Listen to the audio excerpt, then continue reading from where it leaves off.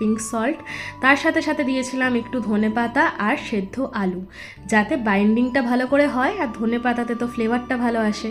সাইডে কিন্তু আমি রিফাইন অয়েল গরম করতে দিয়ে দিয়েছি আর এখানে ভালোভাবে মিক্সচারটাকে একটু হলুদ গুঁড়ো দিয়ে মেখে নেব। এখানে কিন্তু খুব ভালোভাবে মিক্সচারটাকে মিক্স করতে হবে। ওই বাটিটাতে একটু ছোট হয়ে যাচ্ছিলো, তাই জন্য এখানে ট্রান্সফার করা হয়েছে। এখানে কিন্তু মিক্সচারটাকে এবারে ভালো করে মিক্স করে নেওয়ার পরে তোমরা যে কোনো শেপে এটা শেপ দিতে পারো। আমরা নর্মাল শেপই রেখেছিলাম। তারপরেই কিন্তু ফ্লেমটাকে লো টু মিডিয়াম ফ্লেমে রেখে হালকা করে গোল্ডেন ব্রাউন হওয়া অবধি কিন্তু এটা ফ্রাই করে নেব।